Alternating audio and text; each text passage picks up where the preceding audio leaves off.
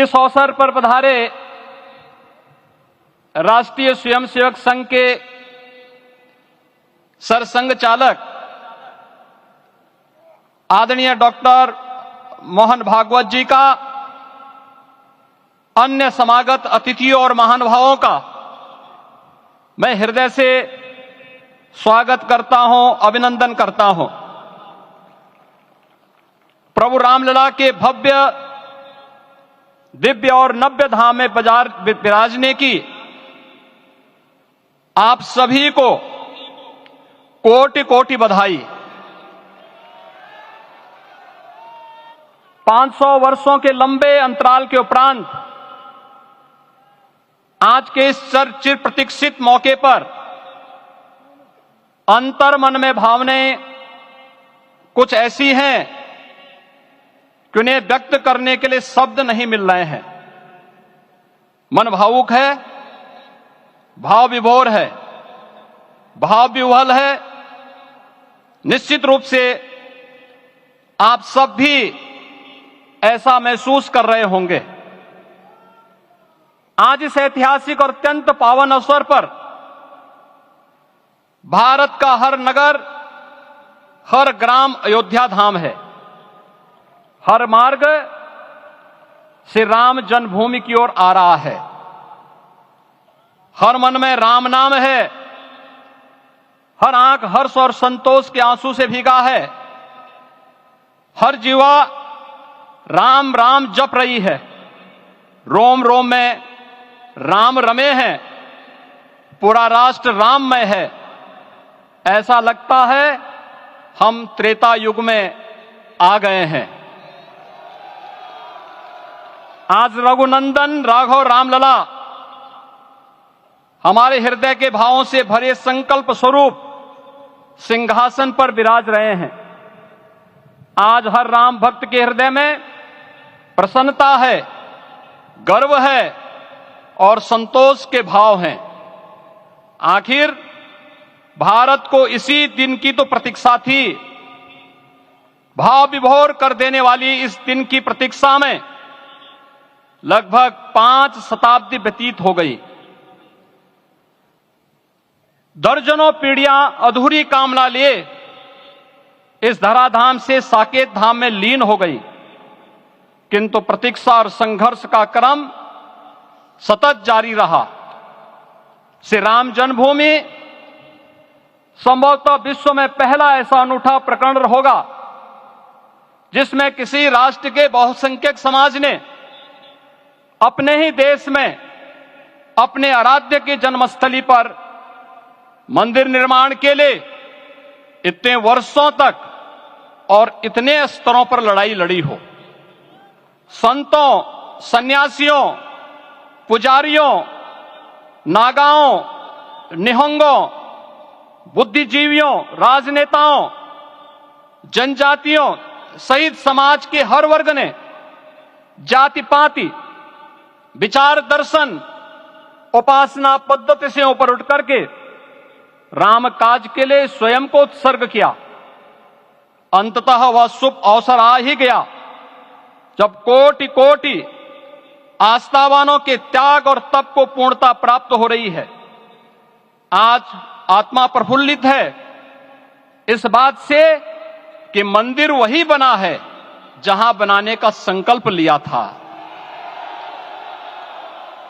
संकल्प और साधना की सिद्धि के लिए हमारी प्रतीक्षा की इस समाप्ति के लिए और संकल्प की पूर्णता के लिए आदरणीय प्रधानमंत्री श्री नरेंद्र मोदी जी का हृदय से आभार और अभिनंदन। माननीय प्रधानमंत्री जी, 2014 में आपके आगमन के साथ ही भारतीय जनमानस कह उठा था कि मोरे जिय भरोस दृढ़ सोई, मिलहि राम सगुन शुभ होई।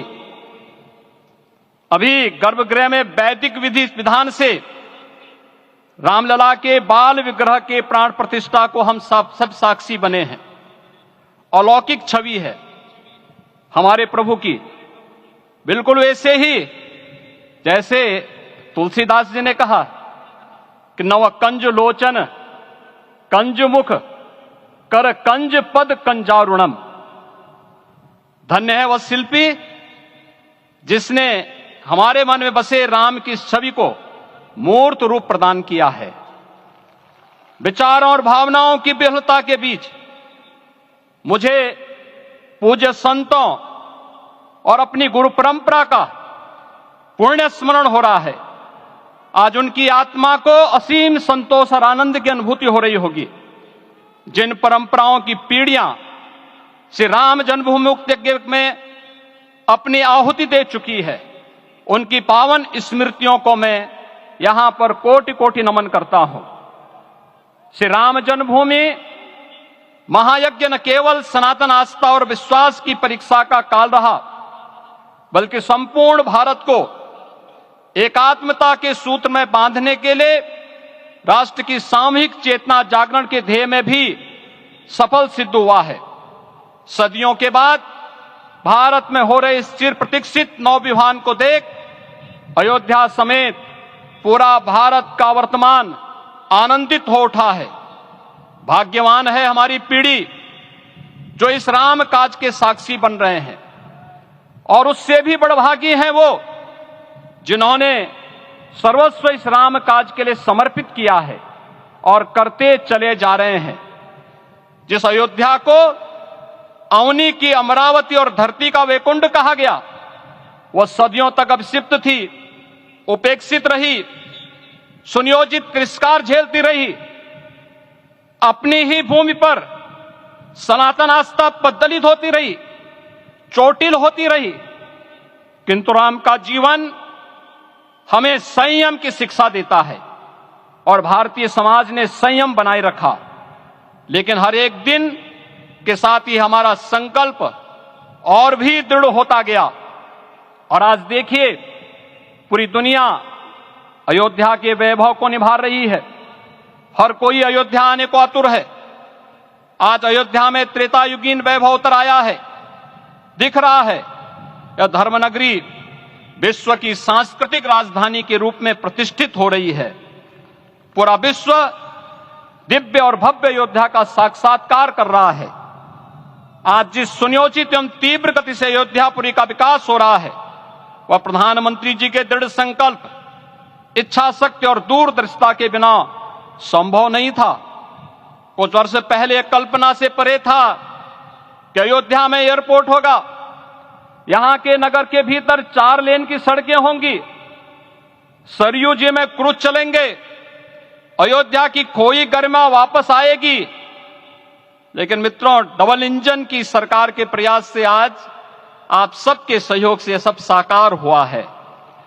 सांस्कृतिक अयोध्या, आयुष्मान अयोध्या, स्वच्छ अयोध्या, सक्षम अयोध्या, सुरम्य अयोध्या, सुगम्य अयोध्या, दिव्य अयोध्या और भव्य अयोध्या के रूप में पुनरुद्धार के लिए हजारों करोड़ रुपए वर्तमान में यहां पर भौतिक विकास के लिए लग रहे हैं। राम जी की पेड़ी, नया घाट, गुप्तार घाट, ब्रह्मकुंड, भरत कुंड, सूरज कुंड, विभिन्न कुंडों के कायाकल्प, संरक्षण, संचालन, रखरखाव के कार्य हो रहे हैं। रामायण परंपरा की कल्चरल मैपिंग कराई जा रही है। राम वनगमन पथ पर रामायण वीथिका का निर्माण हो रहा है। नई अयोध्या में पुरातन संस्कृति और सभ्यता को संरक्षण तो हो ही रहा है, भविष्य की जरूरतों को देखते हुए आधुनिक पैमाने के अनुसार सभी नगरीय सुविधाएं भी विकसित हो रही हैं। इस मोक्षदायिनी नगरी को आदरणीय प्रधानमंत्री जी की प्रेरणा से अब सोलर सिटी के रूप में भी विकसित किया जा रहा है।